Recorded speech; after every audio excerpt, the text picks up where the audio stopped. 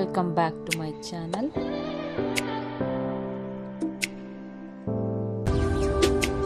Click the bell icon and subscribe to my channel. ನಾನೊಂದು ಲಂಗ blouse ಥರ ಬಿಟ್ಟು ಒಂದು 3 ಮಂತ್ಸ್ ಬೇಬಿಗೆ ಹೊಲಿದಿದ್ದೆ. ತುಂಬಾ ಚೆನ್ನಾಗಿ ಬಂದಿತ್ತು. ಫಸ್ಟ್ ಟೈಮ್ ನಾನು ಕೂಡ ಸ್ಟಿಚ್ ಮಾಡಿದ್ದು. ನಾನು ಏನು ಮಾಡಿದ್ದೀನಿ ಅಂದರೆ, ಒಂದು ಅಳತೆನ ಪೇಪರಲ್ಲಿ ಕಟ್ ಮಾಡ್ಕೊಂಡಿದ್ದೀನಿ. ಮೀಡಿಯಮ್ ಸೈಜ್ ಒಂದು ಅಳತೆ, ಅಥವಾ ನಿಮ್ಮಲ್ಲಿ ಫ್ರಾಕು ಏನಾದರೂ ಇದ್ದರೆ, ನನ್ನ ಹತ್ರ ಮಿಷಿನ್ ಇತ್ತು ಒಂದು ಸೈಜ್ ಸ್ಟಿಚ್ ಮಾಡೋಣ ಅಂತ ಹೇಳ್ಬಿಟ್ಟು ನಾನು ರೆಡಿ ಮಾಡಿಕೊಂಡು ನೀಟಾಗಿ ಅದು ಅಳತೆನೆಲ್ಲ ತಗೊಂಡು ಎಕ್ಸ್ಟ್ರಾ ಮಾರ್ಜಿನ್ಗೆ ಅಂತೆಲ್ಲ ಮಾರ್ಕ್ ಮಾಡ್ಕೊಂಡಿದ್ದೀನಿ. ನನಗೆ ಗೊತ್ತಿರಂಗೆ ನಾನು ಸ್ಟಿಚ್ ಮಾಡಿದ್ದೀನಿ. ನಾನೇನು ಪ್ರೊಫೆಷ್ನಲ್ ಅಲ್ಲ, ಅಥವಾ ನಾನು ಸ್ಟಿಚಿಂಗು ಕಲ್ತಿಲ್ಲ. ಅಂದಾಜಿಗೆ ಹೀಗೆ ಒಂದು ಸ್ಟಿಚ್ ಮಾಡೋಣ, ಹೇಗೆ ಬರುತ್ತೆ ನೋಡೋಣ ಅಂತ ಕೆಲವೊಂದೆಲ್ಲ ಟ್ಯುಟೋರಿಯಲ್ ಕೂಡ ನಾನು ನೋಡಿದ್ದೆ. ನೋಡಿಬಿಟ್ಟು ನಾನು ಕೂಡ ಟ್ರೈ ಮಾಡಿದೆ. ತುಂಬಾ ಚೆನ್ನಾಗಿ ಬಂತು. ಈ ರೀತಿ ಲೈನಿಂಗ್ ಪೀಸ್ನ ಕಟ್ ಮಾಡಿಕೊಂಡೆ ಪೇಪರ್ ಶೀಟ್ ಇಟ್ಬಿಟ್ಟು. ನಾನು ಹೇಗೆ ಬರುತ್ತೆ ಅಂದ್ಕೊಂಡಿದ್ದೆ, ತುಂಬಾ ಚೆನ್ನಾಗಿ ಬಂತು. ಮೆಜರ್ಮೆಂಟು ಸ್ವಲ್ಪ ಹೆಚ್ಚು ಕಮ್ಮಿ ತೊಗೊಂಡ್ರು ಅದು ಕಟ್ಟಿಂಗ್ ಗೊತ್ತಾಗಲ್ಲ. ಹಾಗಾಗಿ ಪೇಪರ್ ಕಟ್ಟಿಂಗ್ ಮಾಡ್ಕೊಂಡ್ಬಿಟ್ಟಿದ್ದೆ ನಾನು ಅದೇ ಅಳತೆಗೆ. ಪೇಪರ್ ಕಟ್ಟಿಂಗ್ ಮಾಡಿಕೊಂಡು ನೀಟಾಗಿ ಸ್ಲೀವ್ಸು, ನೆಕ್ಕು ಏನೇನಿದೆ ಎಕ್ಸ್ಟ್ರಾ ಎಲ್ಲ ತಕ್ಕೊಂಡು ನೀಟಾಗಿ ಕಟ್ ಮಾಡಿಕೊಂಡೆ. ಸ್ವಲ್ಪ ಹೆಚ್ಚು ಕಮ್ಮಿ ಆಗುತ್ತೆ, ಯಾಕೆಂದರೆ ಟೈಲರಿಂಗ್ ನಮಗೆ ಬರಲ್ಲಲ್ಲ. ಹಾಗಾಗಿ ಮಾರ್ಕೆಲ್ಲ ಮಾಡಿಕೊಂಡು ನೀಟಾಗಿ ಈ ರೀತಿ ಎಕ್ಸಸ್ ಎಲ್ಲ ಸೈಡ್ ಏನಿದೆ ಎಡ್ಜೆಲ್ಲ ನೀಟಾಗಿ ರೌಂಡ್ ಶೇಪಲ್ಲಿ ಕಟ್ ಮಾಡ್ಕೊಂಡು ಇದರಲ್ಲಿ 2 ಲೈನಿಂಗ್ ಪೀಸು ಒಟ್ಟಿಗೆ ಬರೋ ಥರ ಮಾಡ್ಕೊಂಡಿದ್ದೆ ನೋಡಿ. ಫ್ರಂಟ್ ಟು ಬ್ಯಾಕು ಬರುತ್ತಲ್ಲ, ಆ ರೀತಿ ಮಾಡಿಕೊಂಡು ಸಿಂಪಲಾಗಿ ಸ್ಟಿಚ್ ಮಾಡ್ಬೋದು. ದೊಡ್ಡವ್ರ ಬಟ್ಟೆ ಎಲ್ಲ ಸ್ವಲ್ಪ ಕಷ್ಟ ಆಗುತ್ತೆ. ಇದು ಪುಟಾಣಿ ಬಟ್ಟೆ ಅಲ್ವಾ, ಆರಾಮಾಗಿ ಸ್ಟಿಚ್ ಮಾಡ್ಬೋದು ಅನ್ನಿಸ್ತು. ಎಕ್ಸಸ್ ಎಲ್ಲ ಬಟ್ಟೆ ಎಲ್ಲ ಕಟ್ ಮಾಡಿ ತಗೊಂಡೆ ಲೈನಿಂಗಿಂದು.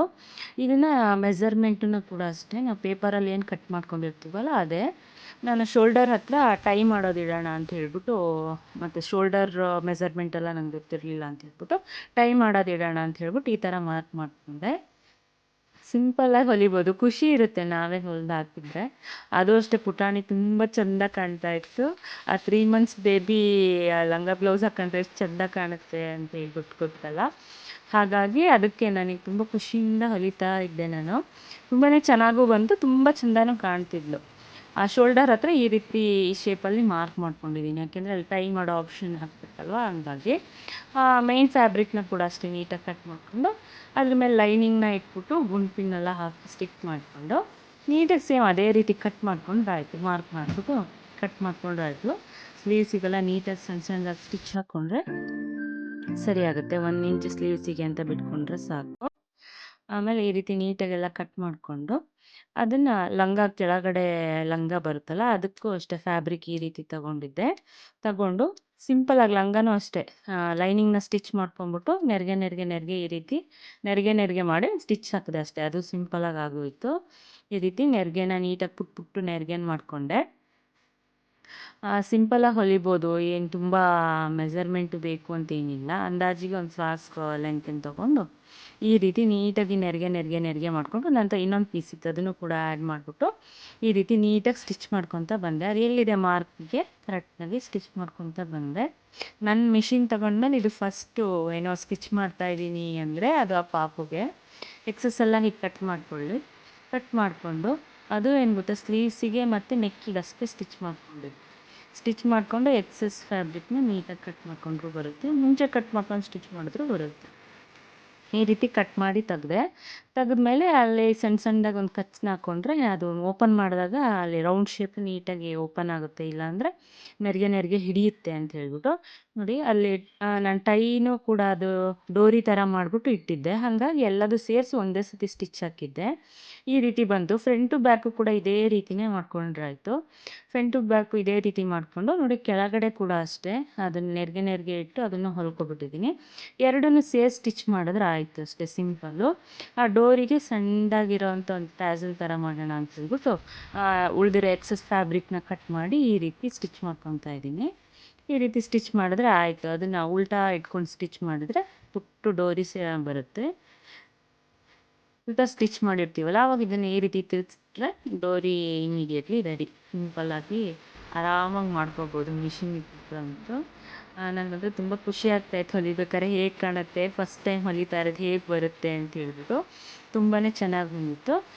ಇದು ಅಷ್ಟೇ ಬಾಟಮ್ನ ಮತ್ತು ಅದು 2 ಫ್ಯಾಬ್ರಿಕ್ನ ಸೇರಿ ಒಂದು ಸ್ಟಿಚ್ನ ಹಾಕ್ಕೊತಾ ಇದ್ದೀನಿ. ಸ್ಟಿಚ್ ಹಾಕ್ಕೊಂಡ್ಬಿಟ್ರೆ ಅವೆರಡು ಜಾಯಿನ್ ಆಗುತ್ತೆ. ಬ್ಯಾಕ್ ಪಾರ್ಟು ಅಷ್ಟೇ, ಫ್ರಂಟ್ ಪಾರ್ಟು ಅಷ್ಟೇ ಇದೇ ರೀತಿ ಇಟ್ಕೊಂಡು ಜಾಯಿನ್ ಮಾಡಿಕೊಂಡು ಒಂದು ಸ್ಟಿಚ್ ಹಾಕ್ಕೊಳ್ಳಿ. ಸ್ಟಿಚ್ ಹಾಕೊಂಡ ತಕ್ಷಣವೇ ಫ್ರಂಟು ಬ್ಯಾಕ್ನ ಸೇರಿಸ್ಬಿಟ್ಟು ಸೈಡಿಗೆ ಸ್ಟಿಚ್ ಮಾಡಿದ್ರೆ ಆಯ್ತು. ಇದು ನೋಡಿ, ಹೊಲಿಗೆ ಎಲ್ಲ ಒಳಗಡೆ ಕವರ್ ಆಗುತ್ತೆ ನೀಟಾಗಿ. ನೋಡಿ, ಲೈನಿಂಗ್ ಹಾಕಿರೋದು ಎಲ್ಲ ಫ್ಯಾಬ್ರಿಕ್ಕು ಒಳಗಡೆ ಕವರ್ ಆಗಿದೆ. ಸ್ಟಿಚ್ಚಿಂಗ್ ಎಲ್ಲ ಅದು ಪುಟಾಣಿದಲ್ವ, ಅದಕ್ಕೆ ಚುಚ್ಚಬಾರ್ದು ಮೈಗೆ ಅಂತ ಹೇಳ್ಬಿಟ್ಟು ಎಲ್ಲ ಸ್ಟಿಚ್ಚು ಒಳಗಡೆ ಬರೋ ರೀತಿ ಸ್ಟಿಚ್ ಮಾಡ್ಕೊಂಡ್ರೆ ಆಯಿತು ಸಿಂಪಲ್ಲಾಗಿ.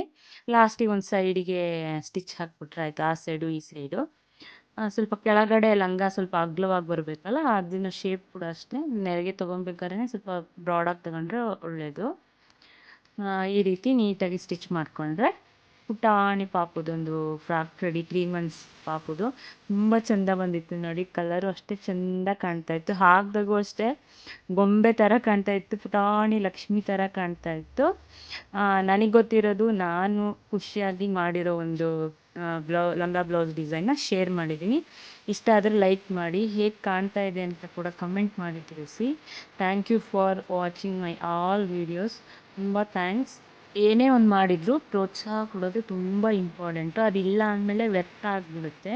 ಎಲ್ರಿಗೂ ಕೆಲವ್ರದ್ದೇ ಆದಂಥ ಕಲೆಗಳಿರುತ್ತೆ, ಅದನ್ನು ಯಾವಾಗೂ ಅಪ್ರಿಷಿಯೇಟ್ ಮಾಡಬೇಕು, ಆವಾಗೇ ಅವರಿಗೂ ಖುಷಿ ಆಗುತ್ತೆ. ಹಾಗಾಗಿ ನನಗೆ ಗೊತ್ತಿರೋ ವೀಡಿಯೋಸ್ನೆಲ್ಲ ನಾನು ಶೇರ್ ಮಾಡಿದ್ದೀನಿ. ಇಷ್ಟ ಆದರೆ ಲೈಕ್ ಮಾಡಿ. Thank you so much for watching once again. Follow for more videos.